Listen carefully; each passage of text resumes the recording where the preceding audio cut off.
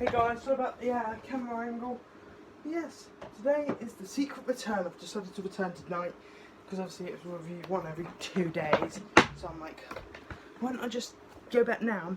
So by the end of the month we would have done Invasion of the Body Snatchers and we would be picking our next 3 for next week. So I was like, perfect time to just hop in, get this review done, because then tomorrow we can have a chill day, and then Friday, and then Wednesday is the next day of movie review. Also, just let you know, I have been. These cokes are really amazing. I love the boiled cokes; they're so good. I don't like canned Diet Coke. I think canned Diet Coke's a bit ass cheeks, but that is pain. Let's get into the review. What am I talking about? Pirates of the Caribbean on Stranger Tides. Obviously, we finished our review season off with World's End, which I believe was last month, or maybe the month before. I'm unsure. But here at 2011, it's an action adventure. It's 2 hours and 17 minutes. We see 2 people fishing on a little boat, and we find a body. He's alive, and we see he knows where the Fountain of Youth is. Mr. Gibbs is in court, mistaken for Jack Sparrow, and Jack knocks out the judge and takes his form. Well, puts on his clothes. British Navy. Jack pays someone to take them out of London, but he was paid by the British Navy to bring him there. And he meets King George, or Vernon Dursley. Obviously, if you don't know, he's the same actor who plays Vernon in Harry Potter and just Harry Potter. Jack escapes and encounters the imposter with Scrum. Also, Barbossa works for the King George. He sold himself out. The imposter is the daughter of Blackbeard. I don't know her name. Well, I do know her name. It begins with an A because it's on Lego, but like it's a really confusing name to pronounce. So I just was like, Blackbeard's daughter. That's good enough. Fuck it. Blackbeard and what? Oh yeah, Blackbeard's daughter and Quartermaster Gunner and a couple other zombie pirates for the Queen Anne's Revenge. But yeah, Barbossa. No, shit. Jack forms a crew on his first day in there on the Queen Anne's Revenge, and they escape. But the cook gets a chance because he's watching. The cook gets a chance to either survive or die. He has to boat his way away from Blackbeard's ship. But obviously it doesn't work because the ship's faster and it roasts him like a turkey. The ship, oh I already said that. They head to Whitecap Bay, which is a mermaid town. Also there's a Christian called Philip. He'll come into play a little bit later. They get taken by mermaids. So they get swarmed by mermaids and a load of them die. Only a couple of them survive. And also this happens for Barbossa and Mr. Gibbs. It's only Mr. Gibbs burnt them out when Lego ate them out.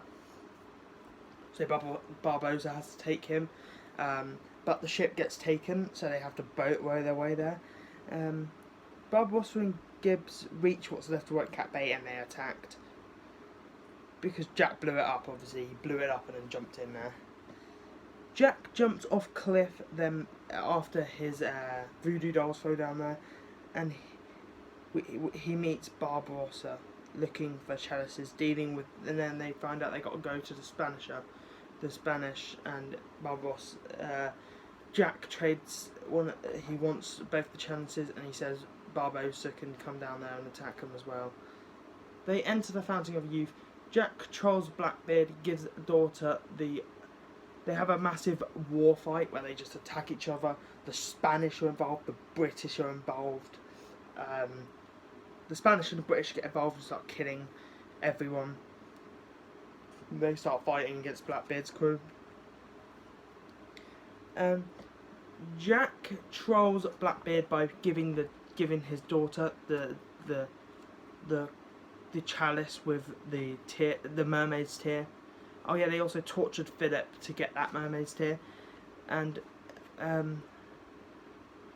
he sucks Blackbeard's life out of him, and he says his soul's redeemed. Philip is dragged. Well, Philip heads underwater to spend the rest of his life with the mermaid or Serena in the Lego game, but I don't know if that's official. No, it is official because they said it. There's also, I've already said that. Blackbeard's daughter is ditched on the island by Captain Jack. Barbossa steals Jack's ship again, which really did get old, and Jack keeps the bottled black pearl with Gibbs, and the film ends with them trying to find out how to do it. Also, the film ends with Jack was going to show the ship to the two girls that keep just bitch slapping him into reality in this whole franchise. I gave this film a 4.5 out of 10. They really did try to go through nostalgia, and it really did not work. The things they did, Mr. Gibbs was just shoved in there for no reason. He was like in a couple of scenes in this movie. None of the original crew returns. You would think that Barbossa would keep the original crew, but no.